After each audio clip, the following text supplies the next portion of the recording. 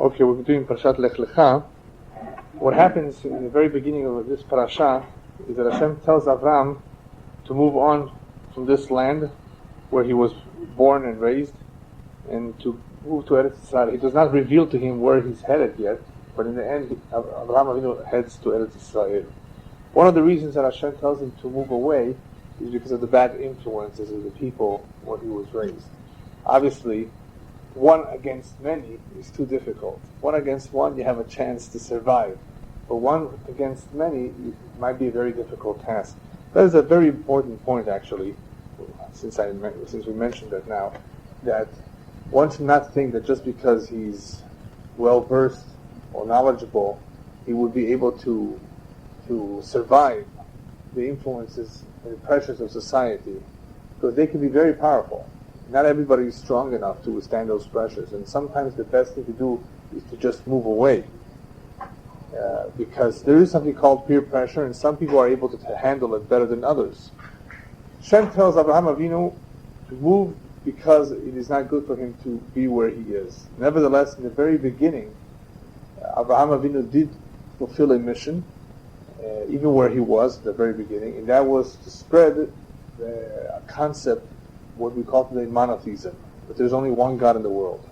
There was a period of time that people believed in many forces, and even today, in India, they believe that there are many gods and many, many powers. Avraham Avinu came to the conclusion on his own, and that is a very important point. Avraham Avinu came to the conclusion on his own that there's only one God, one manhig, one who controls and manages the entire world. There's not more than one power. There's only one entity. And how did he come to this conclusion? When he was a young boy, by doing what? Nobody told him, nobody spoke to him, nobody taught this to him. He came to this conclusion, as the Midrash tells the whole story about it, by asking questions. He wakes up one morning, he sees the sun shining. He waits 12 hours and then he sees the sun go down. He says, well, the sun apparently is not here to stay. It's not a permanent power. It goes away at night. Then comes the moon, then comes the stars. He sees things changing. And as a little boy, he's inquisitive. He begins to ask questions. And that is a very healthy attitude. The reason why the Midrash tells us all this is because there's something to learn from this. It's not just stories. The Torah is not just a compilation of stories. There's something to learn from everything. So even though this episode, his discovery of the world of Hashem is not written in the Torah, nevertheless it's an important part of his life and part of his mission, of what he's going to tell and teach everybody else. So he discovers this on his own by asking questions. Asking questions, he eventually figures it out. And after he figures it out, the Midrash tells us that Hashem begins to speak to him. There was some degree of revelation between Hashem and Avraham Avinu. There's various degrees of revelation. Moshe Rabbeinu had the highest degree, panim el panim, like a friend talking to another friend. That was the highest degree of revelation. But prophets, each one on his level, had also revelations by visions at night, in a dream. Not while they were awake, but when they were asleep. So at a certain point, Hashem does communicate to Avraham Avinu and tells him, yes, it's me. I am the one that's in charge. Now, what is really going on over here? Why do people, for some reason, stop thinking that there is one God? That Avraham Avinu had to rediscover this on his own, and later teach it to them. Just imagine, Avraham Avinu had the same question. He sees Migdal Bo'er. He sees a tower burning. And he thinks, that maybe there's no manager, there's nobody taking care of it. What does this tower burning mean? It's a mashal to the world. The world suffered a flood. And it suffered several other catastrophes. As the Midrash says elsewhere, 2 times besides the flood, Hitzif Okeanos Ta'olam. The oceans flooded the world. One time it was 2/3, the other time it was 1/3. So this is a mashal, Migdal Boer. He sees what appears to be an abandoned tower being burnt, being destroyed. He sees a world, a beautiful world, that nobody's taking care of it. What does this mean? Yes, possibly there was a creator once upon a time. But maybe he abandoned it. He bailed out.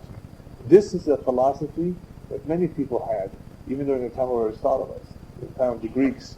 Yes, the world has to have been created. You can't explain it any other way. There wasn't a theory of a big bang in those days.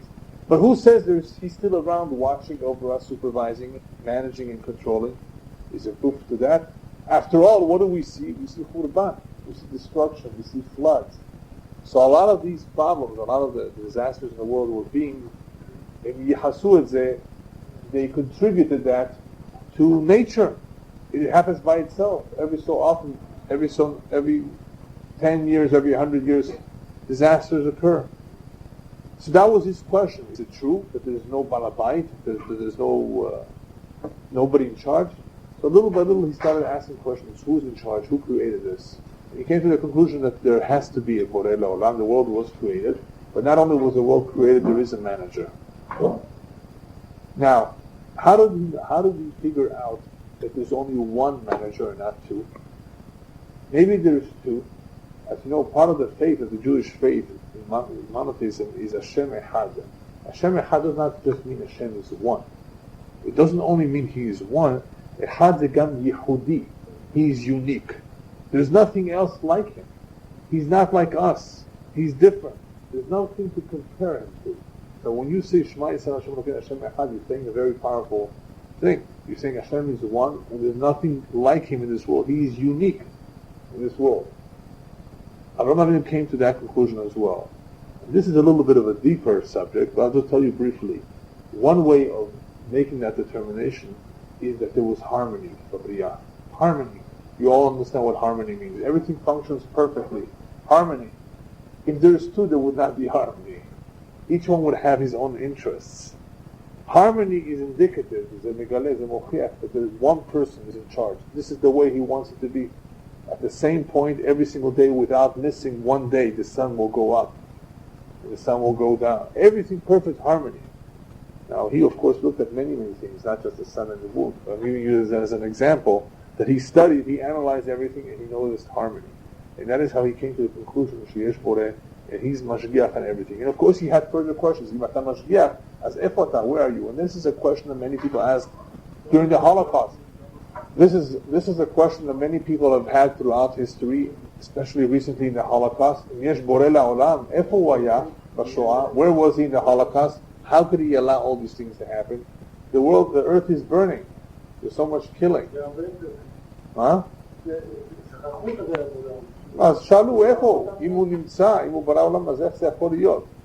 Now, it's very healthy to ask questions, and it's important to ask questions. The biggest enemy of the Jew is ignorance.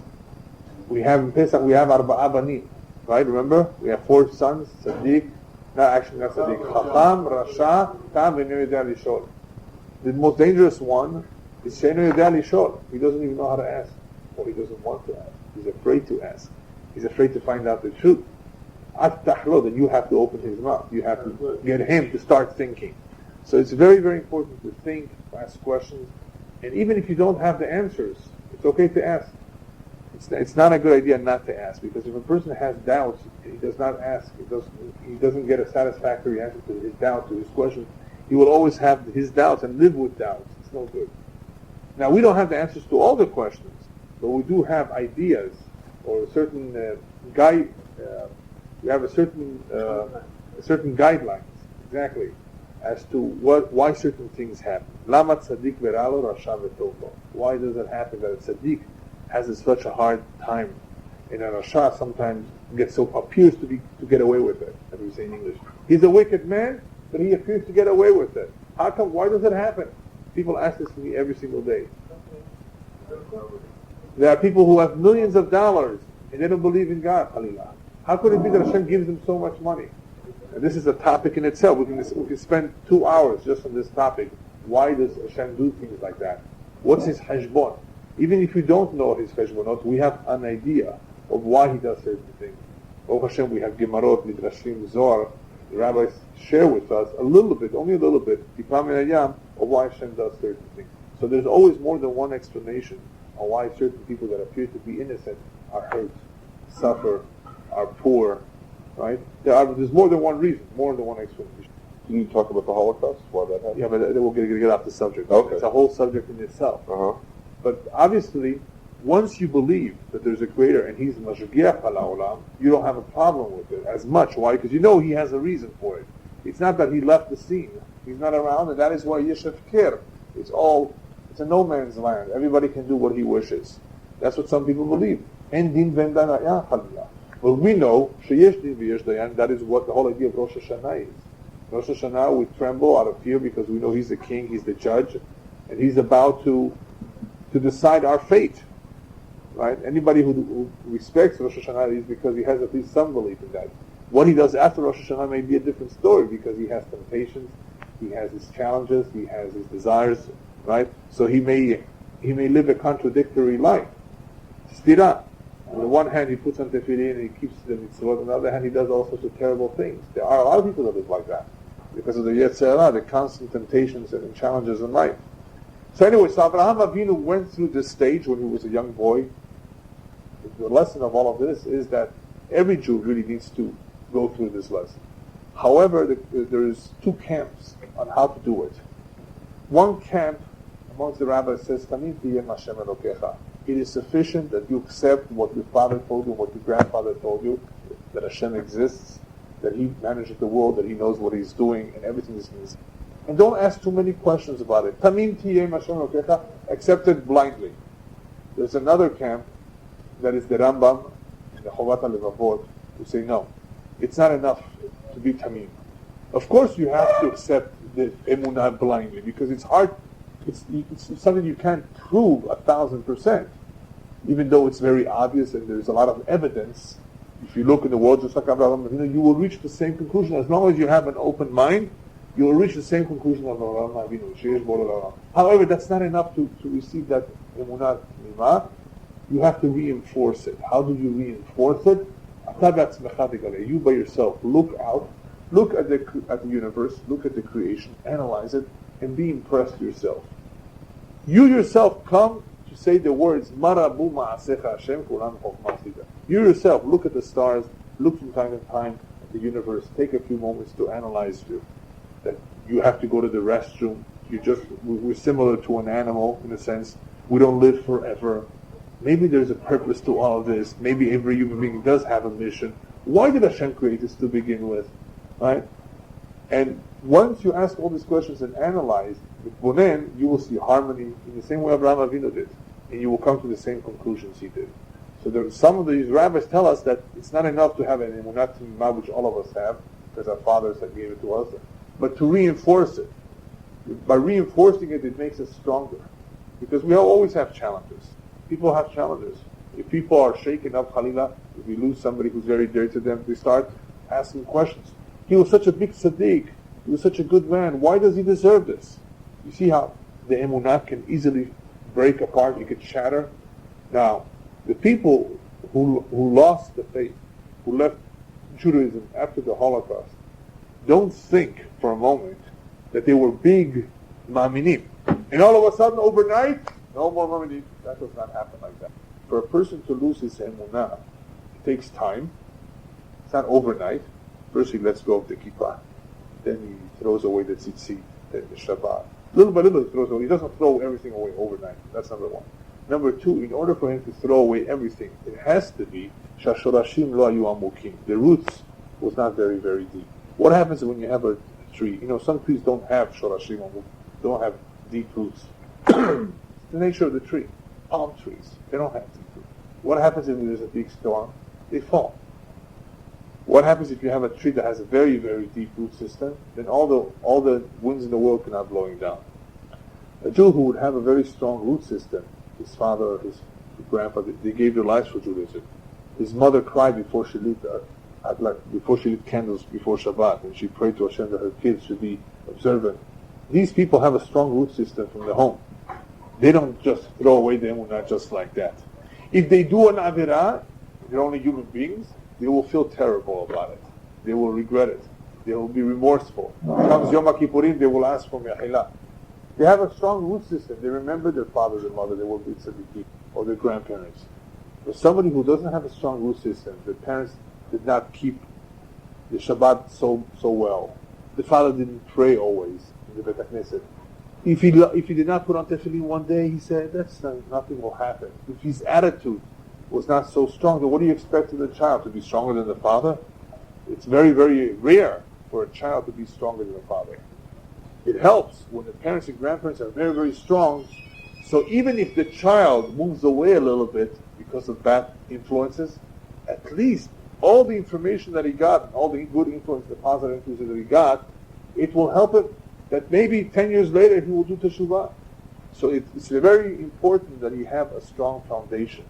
Abraham Avinu did not have such a strong foundation. Right? His father was an Oved Avodah Zarah. His grandparents were not necessarily any better. And on top of all of that, he had everybody against him. So he was against so many people. And he survived. He survived. That's a very important lesson, that no matter how difficult it is, a Jew can survive. But the Rambam nevertheless does tell us that you do not take that kind of a chance. You do not risk staying in a bad place. The Rambam says you even go to the desert and live in a cave if you have to, if your whole city is bad and there's no other city to move to. Lech lamidbar, al tiyeh. Don't be amongst people like that, because the chances of survival are not too good. Nevertheless, he was strong. That proves a very important point, that everybody has free will.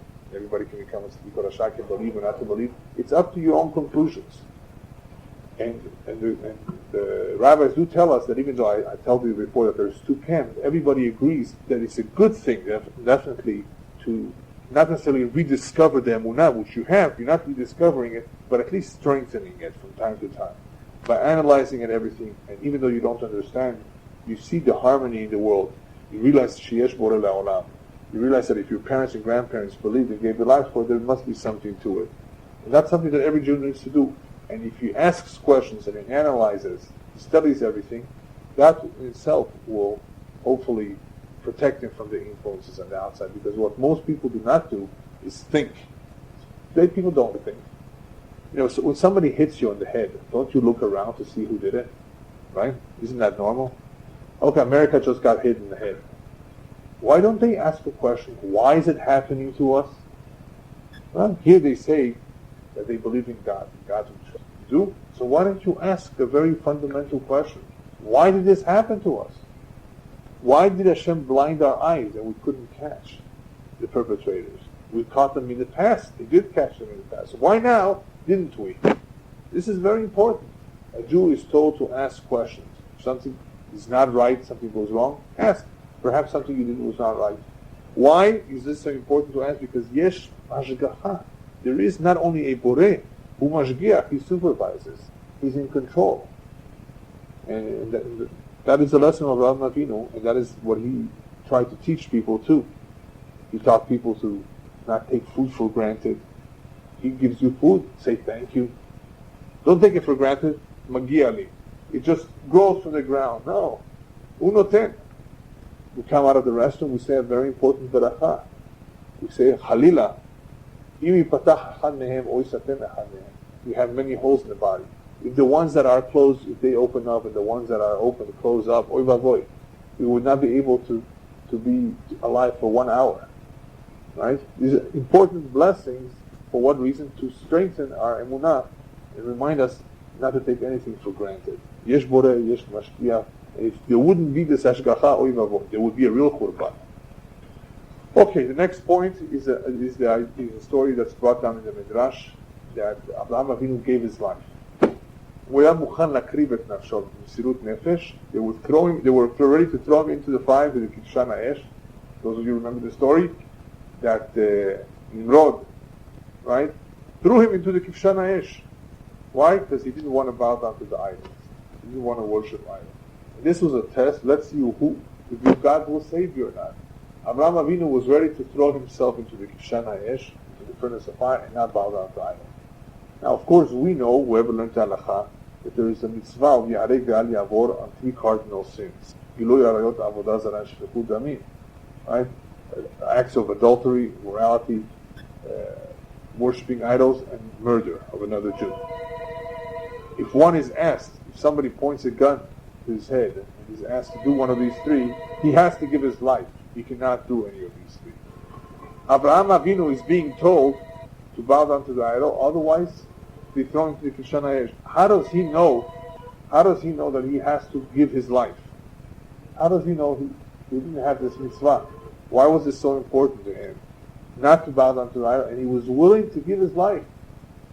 So, and actually it's a very it's very logical to be able to justify bowing down to an idol. If I bow down once, I'll be able to live and do many, many mitzvot for many, many years. Right? If you try to use logic, you will come to the wrong conclusion sometimes. Not everything is logical. Avraham Avinu somehow knows that he has to be willing to throw himself into the fire and not to bow down to idols. How does he know that? The word Hilul Hashem, the desecration of Hashem, his name, comes from the word halal. Halal is a vacuum. Our Masoret, our tradition is Shashchina memal'a et kol hayikum. The Shekhinah is all over the world, all over the universe. Wherever there is a Hilul Hashem, a desecration of Hashem's name, it is as though we're making a little vacuum. Halal boto makom ba'olam. Ko en halila Shekhinah. If a person conducts himself, who mitna'eg b'tzora mesuyemet, shehalel et Hashem, desecrates Hashem's name, it is like as though he's removing the Shekhinah from that one spot where he is, mi'a'olam hazeh. So by bowing down to an idol, that would be a Hilul Hashem. That would be a makom halal na Shekhinah. That would be one spot in the world where the Shekhinah would not be present. Now, so what does Avraham Avinu know? What does he realize? He says, I'd rather throw myself into the Shana Esh than create a Hilul Hashem. Why? Because if they see that I believe in this so much that I'm willing to give even my life, which is the most precious thing a person possesses, is his own life. A person is willing to throw away even his life for this belief. That is the greatest Kiddush Hashem, which is the opposite of a Hilul Hashem. You know what kind of an impression that will leave on the people around there? It would make them think twice. Maybe he's right. He was willing to throw away his life. So if Avraham Avinu's message and mission was to teach people, and here he has an opportunity to teach or to throw away everything he believes in. Because what will they say if he does bow down? You see? He's weak. He doesn't really believe in it. Mukhan. He's a lot of people, for example, have no integrity. What do I mean? Mishuktzat kesef, a little bit of a shohat. Ata koneh ota. You buy them. Right? Corruption. What's corruption? No integrity in the person. It shows that whatever he believes in, it's not true. He's willing to change for a little bit of money. He's willing to do something else. No ideology, no whatsoever. Avraham Avinu, if he would, at this moment, give in, even though it's a lot of pressure, even though it means his life, it would mean that his ideology is not strong enough. If your emunah is very, very strong, and emunah is everything, then you have to be willing to give your life for it. And since that was his message to humanity, to the entire world, he could not afford to even lose one opportunity, even if it meant his life. That is the simple meaning over here. Another idea of why a person has to be careful, lo lechalet Hashem, is because these three cardinal sins, and we don't have time to explain why each one, but these three especially, it is irreparable damage. If a person does them once, what the damage that he did is very difficult to repair. To better understand this, I'm going to tell you what the rabbis tell us elsewhere. That a person, as you know, if he does a mitzvah, he has the power to do more mitzvot. Avera goreret avera, mitzvah goreret mitzvah. One mitzvah gives you the power to do more. Same thing with an avera. One avera gives you the power to do more. The moment a person did something once, it's easier for him to do it again. That is why when a person will do a het b'shigaga, there's het, there's avon, there's pesha. Different degrees of performance of a sin. A person did something by accident, unintentionally, or negligently. He did not watch himself. But let's talk about the one that was done by het, b'shigaga, accidentally, unintentionally. Why does he have to be in Korban Khatat? He didn't mean it. First of all, according to the Kabbalah, if it happened to him, there must be a reason. Why didn't it happen to you accidentally that you did it? Oy vavoy. How bad would someone here in this room feel if he accidentally ate some tarif? You'd feel terrible, right? Because all your life you're watching yourself, you don't want to eat tarif. And here, somehow by mistake it happened. The question should be, why did it happen? Why did Hashem allow it to happen? And there's reasons for that. Maybe because you weren't always careful enough, but now Hashem didn't protect you. But anyway, according to the Torah, if somebody did do a sin, he would bring a korban chatat. One of the reasons for the Korban Hatat is to weaken the Yetzer that has overpowered him right now. What Yetzer overpowered him? The moment a person does something by accident, unintentionally, the Yetzer says, oh, do it again. In other words, it becomes easier for him to do it the next time. So the reason for the Korban Hatat is to kill off that Yetzer. In other words, to not allow that Avirah that was done b'shgaga to have any continuity. Shelo tachzor, shelo yeh yoter kal pam haba. Because if a person does something unintentionally, or he was forced to do it, they put a gun to his head, shtachaveh, bow down to the idol, and you did it, I was forced to do it. Oh, it doesn't make a difference, because if you did it once, even though you were forced to do it, guess what? Next time, even if you're not forced, you might do it yourself. Because you already did it once, it's easier. It's already in the system. So a person has to be careful never to do anything even by accident, because then it becomes easier for him to do it a second time. So that's another explanation why Abraham Avinu did not want to, at no cost, bow down to an idol, because you do it once, even if it's by force, even if it's b'shgaga unintentionally, it becomes easier the second and third time around. Okay, next point. Actually, before we get to the next point, the same idea is true with mitzvot. The rabbis tell us, mitzvah ba'al yadcha al tachmitzena. Mitzvah comes to your door, you have the opportunity to do it, don't push it off, don't postpone it. Grab it. You may never have the opportunity to do it later on, that's number one. Number two, if you do it now, it will be easier for you to do it a second time. When the Torah speaks about tzedakah, it tells us, Patuach tiftach yadecha. Why does it say in double language? Patuach tiftach. Why Patuach tiftach? Tiftach yadecha. Ma ze Patuach tiftach? The only way a Jew can become a giver, and it can become easier for him to give and give, is if he does it a lot. Not once a year, twice a year, 3 times a year. He does it regularly. If you do something regularly, it becomes a second nature, it becomes a habit. But do it regularly, never miss a chance. When a person refuses, even if you have a good reason for it, then you're getting used to refusing. So don't refuse. That is why I tell people, if you see somebody beggar in the street, and you know that he's not serious, he gets food stamps. Maybe he's going to go buy some schnapps for the money you give him. Should you give him or not? Give him a nickel. Why? Don't give him a lot of money, of course. Give him a nickel. You don't want to get used to the idea of refusing. If a person starts refusing, he will refuse for all sorts of reasons. And he's not. I don't have time. Come back later. I'm busy right now. I'm eating right now. I'm tired. I just came home from work. You see what I mean? If a person refuses once, twice, 3 times, it becomes easier for him to refuse. So therefore, when a mitzvah comes to your door, do it. Otherwise, if you don't do it, you'll become lazy, you'll slow down, and you'll find 100 excuses why not to do it enough. So just like with an avirah, you cannot even allow yourself to do it even once, because that will make it easier for you to do it the second time. The opposite is true with a mitzvah.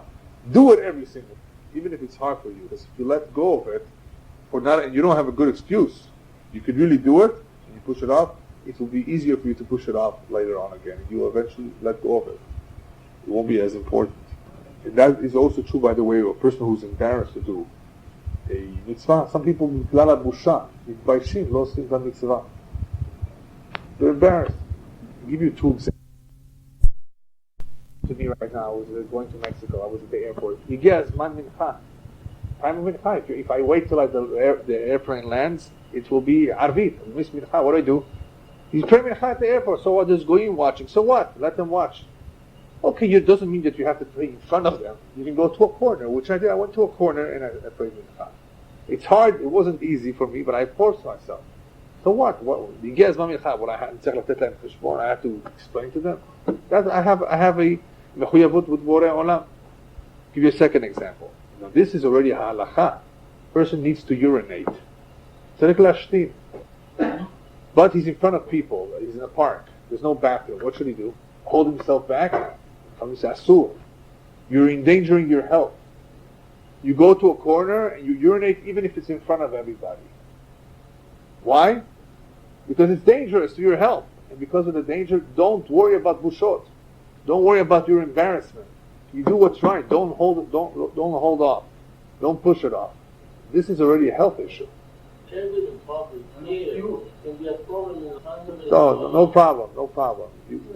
If you can go to you find a corner where it's less of a problem, and you do it.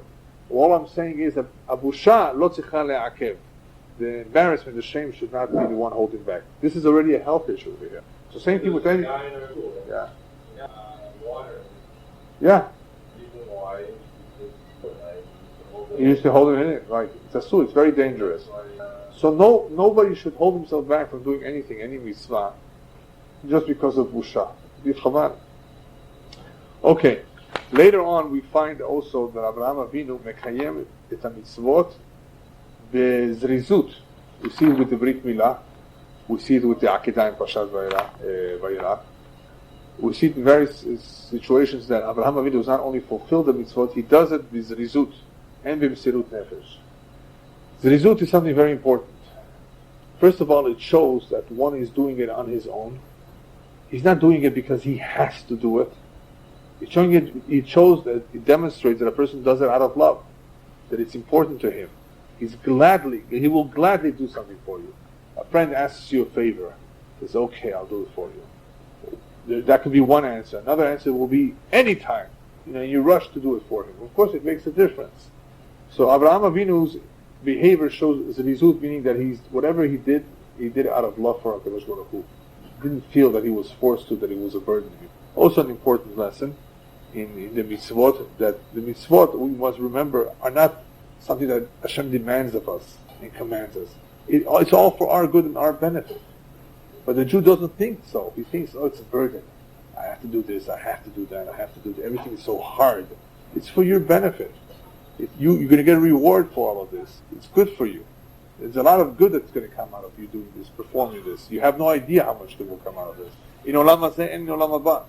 So it's an important concept. This misirut nefesh b'mitzvot, zrizut b'mitzvot. Otherwise, if one does not think this way, the mitzvot become an ol. It become difficult for him to do. And if he's tired one morning, then he won't want to wake up on time. Why? Because it's an ol. But if he realizes how important it is, how everything that he does makes a big difference in the world, how much reward he will receive for it, how many people wake up late intentionally when they have to catch a plane that morning? Not too many people. Why? It's important for them to catch the plane. They have to get to where they're going, right? Will they intentionally get up late? I'll take the plane next day. I don't think so. The next flight out. No way. They make plans. They're all nervous in the packing. It's important. That flight is important. Or they're going for a job interview. It's important to them. That's their parnasah. Right? Torah is our life. The mitzvot have to be done with zrizut. Another point about zrizut, by the way, is that if a person gets used to doing mitzvot with zrizut, even when it's difficult, and even when it's challenging, he won't give up. I'll give you an example. Seudah Shlishit is very important. But a person who's not careful with that, he might say, I'll just have a drink and a piece of cake. Just to be yotzei the chovah. A person who's zariz, who cares about the mitzvot, he goes out of his way. If he has to walk 10 blocks, I always wash my hands. I always have a piece of bread for Seudah Shlishit. I never give up. Now I have to walk a mile to get a piece of bread. He's going to walk a mile. Even though he's in a situation where it's hard for him to fulfill the mitzvah. Because he always did it with rizut, this time when it's hard for him, he will do it still, in the same way. The person would not be zariz, he says, okay, I don't have bread. Okay, I'll just eat some fruit. Latzet yedei chovah, just to do it b'di'avad, as they say. To do the bare minimum. Why do the bare minimum? Do it correctly. So if a person is always zariz, he always values the mitzvot correctly, even when it's hard, even when he's being challenged, even if he's under the communists, he will do the Brit Milah even though he knows that me landed 2 years in jail. You have to do it. It's a mitzvah. You know how important this is. So you'll do it secretly. You do it out of town. You'll find a way. Zrizut. Person who gets used to doing things with zrizut, he doesn't easily give up on the mitzvah even if he has difficulties and challenges. Alright. There's quite a few ideas in Parashat Lecha. The next one that I just want to talk about briefly is the Brit Ben Abetarim, when Abraham Avinu is promised that his seed will inherit the land of Eretz Israel. By the way, the borders that Abraham Avinu has promised, we have not had yet, and we will have after Mashiach comes, up until the Nahar Perat, up until the Euphrates River. And he's also told about his seed. He's told that his seed, his children will be ger. They will be gerim in a land which is not theirs. Strangers. What kind of blessing is this? What kind of good news is this? That your seed will be foreigners and strangers in a land that's not theirs? This is supposed to be good news. Why is he giving you some bad news? Is also good news. What's the good news about your children being strangers in a foreign land? That they will always be reminded, you're Jewish, you don't belong here. If they wouldn't be reminded that they are strangers and foreigners in the land that's not theirs, they would have assimilated a long time. So Hashem B'Tuvo B'Chazda Gadol has made sure that during the time that the Jewish people will be in the diaspora, they will always be reminded, go back to Palestine. My great-grandfather was walking in the streets in Poland, and a Polak threw a stone at him. And as he threw the stone at him, he told him, Shid, that's a Jew in Polish, go to Palestine. This is in the early 20s. My great-grandfather comes home and tells my great-grandmother, just imagine, a goy has to remind me, a goy has to remind me where I belong, that I need to go to Israel. We're packing our bags and we're moving. He was strong, huh? And what do you think happened? Because he packed his bags and he moved, he saved himself and his family from the Nazi Holocaust. He didn't need too many signals and signs and remazim nashamayim. He saw it very simply. If he got hurt by a stone and a goy told him to go to Palestine, he knew that was a remazim nashamayim. It was an open, clear sign. He didn't think twice about it. Right? That's a blessing. Your seed will be constantly reminded, you're Jewish.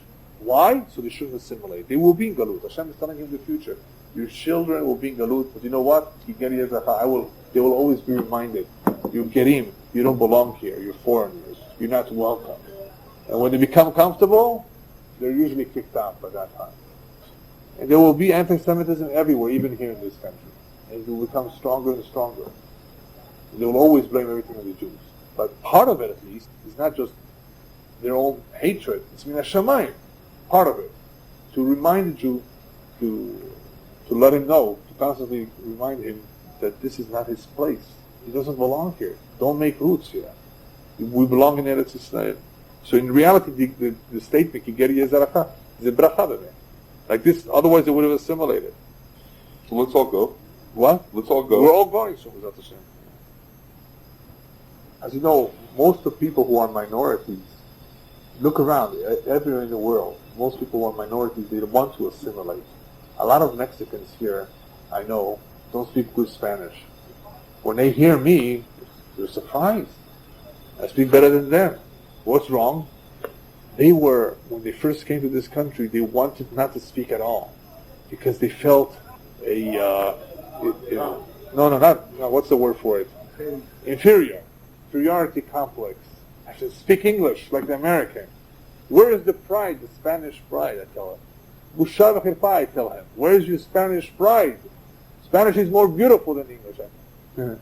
He says, you're right, but this is what was going on in their mind when they were trying to become accepted in society. This is what happened to Jews in Germany. They said, Berlin is Yerushalayim. That's what they said. How could you confuse the two? Berlin is Yerushalayim. Yeah. That's what happens when you want to get equal rights. The Jews did not have equal rights in Germany. They were second-class citizens. So they started dressing up like Germans. The Jews throughout history did not wear the same clothes as the Goyim. In many parts of the world, you would be able to recognize a Jew by the clothing he wore. Germany, little by little, started wearing the exact same thing to become the same. And after that didn't help, they started intermarrying. That they wore the same clothing, so what did they do? They started intermarrying. Bolelu, Khatnu, Magoyim. Because they see nothing helps, and they want to become first-class citizens, not second-class citizens. They want to get the same job, they want to be allowed into the university. What do they do? They were willing to intermarry. This, of course, did not happen. Of course, this did not happen in all countries, but in Germany it happened. Now, unfortunately, that's where the Holocaust began. And that brings us to one of the last points, the Brit Milah. What's the whole idea of the Brit Milah? Hashem tells Abraham Avinu to circumcise himself, to circumcise all his seed, including Ishmael, the Arabs. They're circumcised, not at 8 days. We have to mitzvah at 8 days. They do it in 13 years. What's this circumcision business? Why do we need to circumcise the child? Hashem wanted that there shouldn't be an orla. There shouldn't be that piece. He could have created man without the orla. Why does he tell him to remove it? Hashem made something imperfect? The answer is yes. When Hashem made the human being imperfect, it's a message to him. You are imperfect. The way I'm going to remind you is with the Brit Milah. The Brit Milah is a way to remind a Jew and mankind in general, you are imperfect. You have a lot of work to do on yourself. In the same way that your body physically is not perfect, you have to remove this thing, this imperfection. In the same way your neshama is not perfect. You have to work on your midot. Nobody is perfect in this world. There's no perfection. If somebody's perfect, then you take him away from this world. He's upstairs. If somebody's down here, it's because he has a mission, he has something to perfect and something to correct. And one of the places to start is on himself. You know, a lot of people have problems at home, husband and wife, and they blame all sorts of pressures and tensions, and that's true. When there's pressures and tensions, things are not smooth and comfortable. But it would help a lot if the two would work on themselves, because a lot of the problems, many times, the source of many problems is the midot, the bad character, the bad nature, the one or the two of them have. If one is lazy, that causes a lot of problems at all. You know that? If one of the two or the both are lazy, laziness is a terrible problem for husband and wife. If people are friends and they're not married to each other, one is lazy, big deal. Friends do not demand too much of each other, but husband and wife, there's a lot of demands. There are kids, there's a home. If one is lazy, doesn't want to do the shopping, doesn't wake up, it's terrible. That's a terrible midah, the laziness. And there's other midot, kas, terrible midah, that can destroy a marriage. Even though he didn't mean it, but it leaves a scar. And how are you gonna heal it? It's not gonna heal so fast. You have to be careful, because once a word is said, v'pagata ba, you insulted or offended her, how are you going to take the word back? So you have to think 100 times, and it's a problem. Because sometimes you get very upset, you get mad. Right? So you have to control yourself. So that's calm. Then there's other problems. Let's take another problem that can happen with midot. Person is stingy. I'm sorry, you can't, you don't, I'm not giving you my credit card. Let her buy herself something, right? Lechvod Yom Tov, lechvod Achag. Husband has to buy his wife clothing. Today he doesn't do that. She does it on her own. That's okay, it's a different world we live in. But in the olden days, that's what they would do. So imagine the guy is stingy. It causes a big problem. There could be a lot of problems at home only because of the midot, because we are not perfect. Nobody is perfect. So the Brit Milah is, one idea behind the Brit Milah is indicative that man physically is not perfect, the guf is not perfect. And just like he has to complete his guf, he has to complete his neshama. He has to work on his midot. That is a job for a lifetime. In other words, the parnasah that we work so hard to bring food, to put food on the table, zugam avodah kasha for some people. Some people don't have to work hard. They sit behind the desk and they make millions of dollars. I know that, that's true. But a lot of people work hard for a living. That's all it is parnasah. I always love to ask children this following question. What do you want to be when you grow up? So one will tell you a rofeh, a doctor, orech din, a lawyer, right? I told him, no. I did not ask what you want to make your living from. I asked what you want to be. You should say, Talmid Chacham, Tzaddik, Yirei Shamayim, God-fearing. That's what you should want to be. Everything else, that's parnasah. That Hashem will provide you. That's not what you want to make of yourself. People have the wrong, ideas in mind. What you need to make of yourself has nothing to do with your parnasah. Hashem provides parnasah. You got to do something. You got to study, of course. You got to get training, and of course, find a profession, find something to do for parnasah. So you should survive. But that's not priority number one. That's just to survive. That's just to be able to live. But to make of yourself, what do you want to become? What would you like to fulfill? What legacy do you want to leave on this world after you've departed? Where is there going to be some footprints? Are you going to leave some impression in this world? Are you going to contribute somehow? That is what a person has to think of. And everybody contributes in another way. Everybody is special in some way. Every neshama has something to contribute. Otherwise they wouldn't be here. But in order to fulfill their mission, they have to work on their midot. a person does not work on his midot, then he will have a lot of trouble. He may have trouble with, depending on what midah he has, he may have trouble being accepted in society. People won't like him. People, ma'asecha yikarhuka, ma'asecha yerachakuka. Your ma'asim will make you friendly with people, or people will not like you because of your ma'asim, your personality. So a person's personality, a person's ma'asim, the way a person handles himself, what he makes himself is very important. That is the most important achievement in his life, what he does with himself. And that is one of the messages of the Brit Milah. The second message of the Brit Milah is that this is a sign between Hashem and Am Yisrael. It's a Brit, it's a covenant. And you know what's so important about a covenant? A covenant is permanent. You don't break it. A marriage you can break. And that is why there is a saying, a marriage can be broken, it's a divorce. It's not something necessarily permanent. It's meant to be permanent, but it can be broken. That is why a boy is called, they say, a bar mitzvah. And a person who does an avirah is called ba'al avirah. Shamatem? You ever hear of this? One who does avirot is called ba'al avirah, a man or a husband of a sin. And a bar mitzvah is called the son of a mitzvah. Why? Why is one called the son of a mitzvah? And when he does avirot, he's called ba'al avirah. Shela tova, no? Because a baal is a husband. A husband can divorce his wife. A Jew who did an avirah can divorce his avirot. Yachol yipater ligaresh otam. Bar mitzvah taben. Can a father divorce his son? Can a son cease to be a son? How could you let go of the mitzvot? A Jew can therefore not let go of his mitzvot. He cannot divorce. I don't want it anymore. Mastikli. No, a bar mitzvah. From the moment you're 13, you're committed to it. In the same way your parents and grandparents were committed to Har Sinai. For all generations. Baal Avirah can. Baal Garesh. A husband can divorce. It's not permanent. A brit is something permanent. And that is done by something that we do permanently on the skin. A sign. But not only is it permanent, it's also meant to recognize the Jew. To identify the Jew. Do you know, my father-in-law used to tell me this, that the Germans many, many times did not know if somebody was Jewish or not? He's blonde. He has blue eyes. How do they know he's Jewish? Torita Michnasayim. They would tell him, pull down your pants.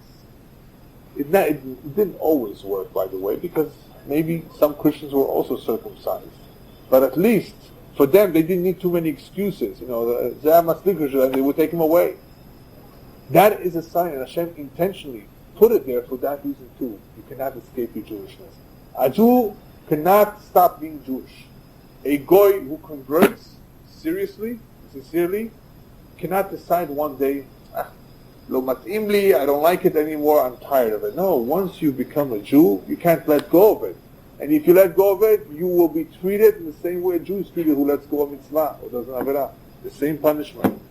So think 10 times before you want to become Jewish. Because now you only have 7. Now you will have 613. And once you accepted it, you can't let go of it. It's permanent. So the Brit Milah is a permanent sign. A Jew, just like a Jew cannot escape his Brit Milah, it's there as a print. Don't think, if he stops doing Shabbat, that's it. I stopped doing it. No. You're still Jewish. You can't do it. You cannot convert to another dat. There were Jews, of course, who let go of everything and converted, and they're called Meshumadim. Meshumad, right? They were converted to Christianity or to Islam. They left their religion, but they're still Jewish. And they just are practicing something else. And they were the biggest enemies of the Jews, by the way. These people who left and converted. In reality, the reality is you cannot let go. You're I don't want to use the word stuck, but in the same way that the Brit Milah is a permanent sign, in the same way a Jew is permanently a Jew. And he's continuously reminded that he's a Jew. And Baruch Hashem, this is one of the only mitzvot that has remained with the Jewish people throughout the ages, throughout the history, despite all the persecutions and all the problems and the challenges. The Jews gave their lives for Brit Milah. Not only did they give their lives, the rabbis tell us, every mitzvah that the Jews accepted with happiness, they continue to do it with happiness. So even those who are secular, who do not do anything, who eat on Yom Kippur, Khalila, they still have a Brit Milah. As far as I can recall, just about everybody does Brit Milah. And let me finish with a story. that I heard not too long ago in Eretz Israel. There was a couple who was not religious, but at least Brit Milah they for sure going to do to their child. Okay, הגיע הזמן, צריך לקרוא למוהל. Which mohel should we call? So they look in the white pages in Israel, and they look in the white pages, and the first one they see is Abu Hab on the mohalim. Abu Hab, Aleph, it's in alphabetical order. So they call it Abu Hab. Anyway, the Abu Hab comes to the house, and the mother tells him, "Listen, I don't have time to stick around. I left you some money in the cupboard in the kitchen. Please take care of the boy. And when you're done, tell the Onseret or whatever. When you leave, just let her know that you're going." And she left. So imagine, the father was not home, the mother was not home for the Brit Milah. He looked at the baby. He began crying at the baby. He says, "Imagine," he says, "now I'm the mohel, I'm the Avi Ben, and I'm the sandak, all three." And he started crying because he never had such an experience. On the one hand, they want the Brit Milah, but they did not understand what this is. This is ma'amad chashuv me'od, and he was crying, but he did everything kedat u'kedin, and he left. 6, 7, 8 years later, I think, I don't know how many years it was later, he gets a phone call. "Ta zocher oti?" The lady tells him on the phone, "You remember me?" "No." "I'm the one that called you to do Brit Milah, and I left you the money in the kitchen, remember?" And she started telling him details. "Oh, of course I remember you. That was the Brit Milah that I was the Avi Ben, the Sandak, and the Mohel. How could I forget something like that?" He says, "I have a problem. Maybe you can help me." He says, "My boy ishtagea. My boy went crazy. This is a secular family. All of a sudden, he decided he wants to go to a yeshiva. He says, and there's no way I can convince him. Meshagea oti. Can you please help me find a yeshiva for him?" He went over to the house, and he gladly helped the family put that boy through a yeshiva. Now, why do I want to tell you this story? It's not only because these days we see a lot of people chozrim b'tshuva, that even that they are not religious, their children are doing b'tshuva. Obviously, here there was something unique. It could be, it's very possible, that because this Brit Milah was done by Mesirut Nefesh, he cried, he maybe said a tefillah of Kadosh Baruch Hu, he was the Avi Ben, the Mohel, and the Sandak. Because of the circumstances, because that mitzvah was mitzvah shlema, that has somehow hashpa'a la yilid, on the little baby, that later on, something started bothering just like Abraham Avinu. What am I doing here? What is all this for? Lamani mahul bichlal. Lama malu oti. Why didn't they ask me before this? Right? Who knows what the child was asking? Yichnesa bo ruach shel kedusha v'tahara, through that Brit Milah, and that is what moved him to go to a yeshiva. And of course, that boy, Zacha, להיכנס לישיבה, ואחרי זה זכה להחזיר את ההורים שלו בתשובה שלמה. He was also able to get his parents to the תשובה. And that is the נבואה, the last נבואה, או באחרית הימים, שהשיב לב אבות על בנים ולב בנים על אבותם. We will see many children bringing back their parents בתשובה. That is one of the greatest simanim that Mashiach has done. Because many of these people were deprived. It's not their fault. They don't know.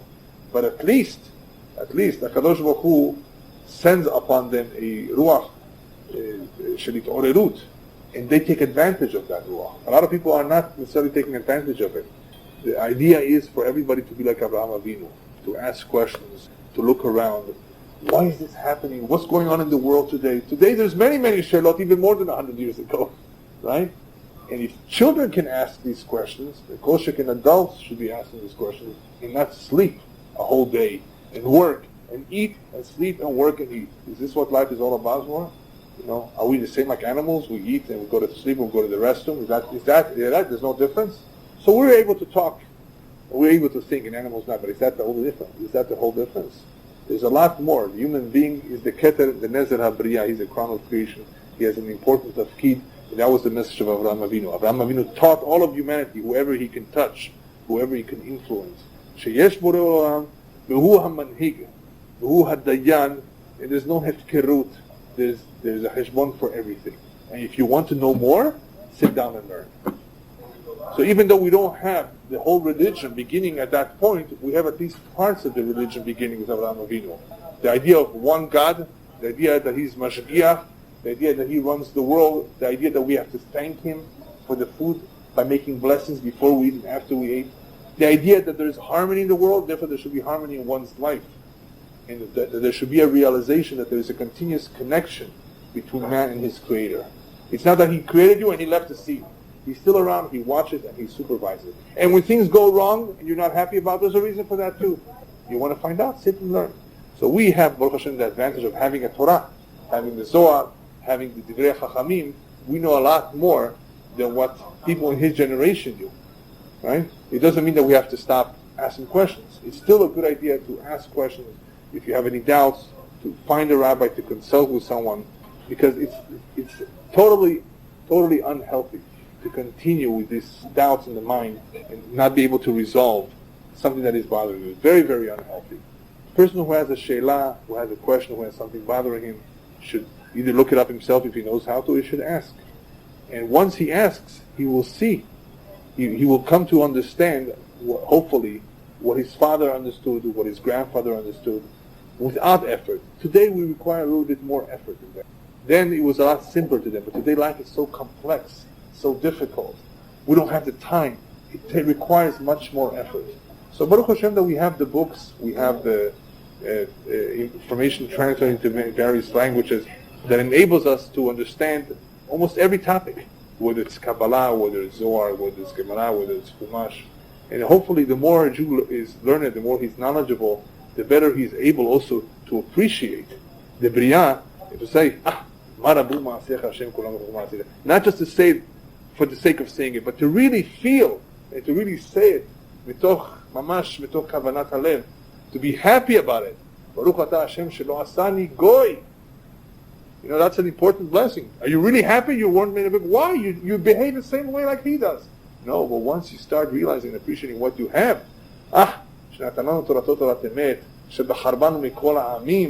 you start realizing the essence of all these blessings, and you really mean it when you say it.